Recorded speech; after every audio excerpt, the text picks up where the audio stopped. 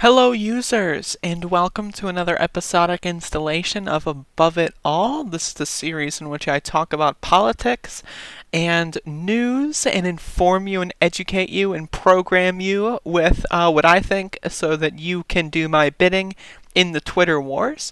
And this is actually a pretty serious installation. I did not know this up until yesterday. And this is one of those things where it's like, holy shit, is that real? And then it's also like the simultaneous thought is like, that makes perfect sense. Like, you know what I mean? So, Bloomberg's Surrogate was the PR guru for Brazil's fascist prime minister. Is a president, actually. So, now, if you don't know anything about Jair Bolsonaro, personally, I always love telling the story. He came to Washington, D.C. in March of last year, and I was at the protest that was protesting him, and I gave him the double middle fingers as the motorcade was doing the spin around. If you don't know how this works, is he was checking into the Blair House, and so, which is right across the street from the White House. So the White House is like right here, and then the Blair House is like right here. So they're doing the motorcade, and they swerve around, and then like they face the crowd or whatever. And I was in the front of the crowd, gave them the double middle finger. Very proud of that. Not many people were there, which is kind of shocking to be honest, and kind of depressing. But I was there. I personally flipped off the president of Brazil. He saw me. And that's my story here. So thank you for watching. No, I'm just kidding. But so this is serious though. So this guy, this Weirson guy, worked with Bloomberg for nearly 9 years. Which is like, that's a long time. Like, they're very close. You know what I mean? That's kind of the thing that's worth noting here is 9 years is a long time. That makes them like very close people. Keep in mind, Bloomberg was a Republican, and he is a Republican. I mean, there's no change there. So he is a Republican. He turned New York City into a fucking apartheid state, which is just ridiculous. And like, it's ridiculous. So this surrogate, and he's not working in an official capacity, to my understanding, with this campaign right now. But he's going on TV like every day talking Bloomberg up. This guy, I just want to read this part out.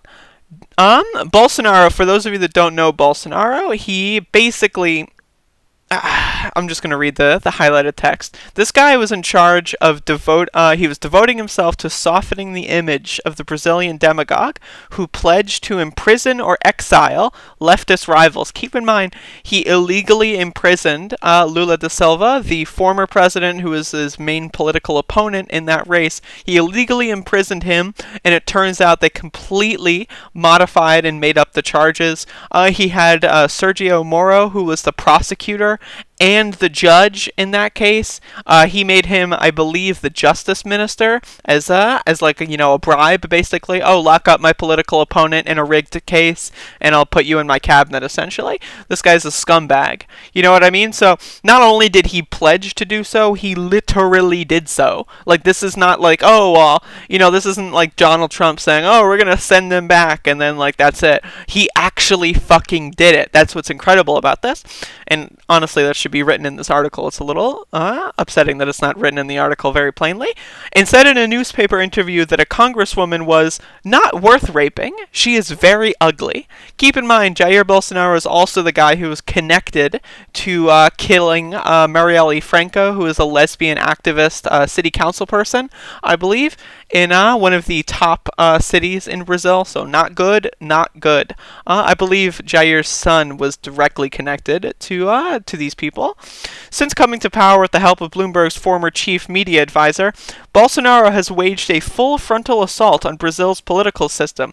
He has signaled his real agenda by openly praising Chile's murderous dictator, Augusto Pinochet, and taunting the United Nations human rights chief over her father's torture at the hands of his military junta.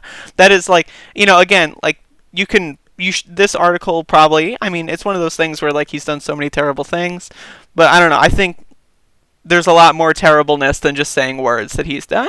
There's like these these videos of him using the military to basically just wage war on certain areas. He is basically one of the chief architects in the Amazon fires. You know, this guy is a literal psychopath. He's probably one of the top supervillains right now, currently. Like, in 2020 on the planet Earth, Jair Bolsonaro is, like, in the top 5 supervillains. Like, if not just, like, number 2. You know what I mean? Like, he is a motherfucker. Like, words cannot describe how much of a bitch this guy is. And Bloomberg's fucking, like, one of Bloomberg's top guys worked with him and got him fucking elected.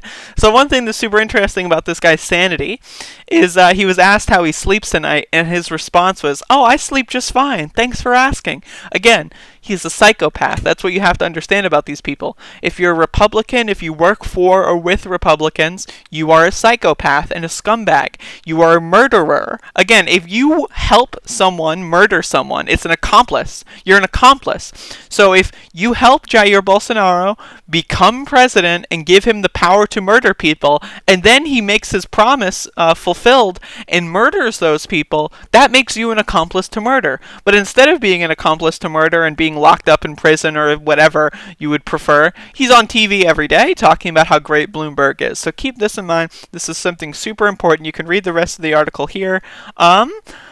This is some fucked up ass, and it's one of those things where, again, it's like, is that real? And then also, it makes perfect fucking sense. It's despicable. And keep in mind, liberals are like, "Oh, Bloomberg, oh, he's gonna save us from Donald Trump, oh!" Like, no, he's in the race to protect his fortune. He's in the race to try to damage Bernard Sanders. And guess what? That's all he's in the race for doing. He wants Trump to be reelected. He said it himself. He's friends with Trump. Okay? Like, this is one of those people that he's not on your side. No matter what. I know that the neoliberal fucking resistance crowd isn't watching this video, but Jesus Christ, those people are fucking embarrassing. Embarrassing. Like, embarrassing. Like, in the same sense that I don't hesitate at all to call them also accomplices to murder. Like, if you vote for a fucking guy who said, "Yeah, I'm gonna murder these people," and you vote for them explicitly because they're gonna murder those people, chances are you're probably a shitbag. I'm just saying.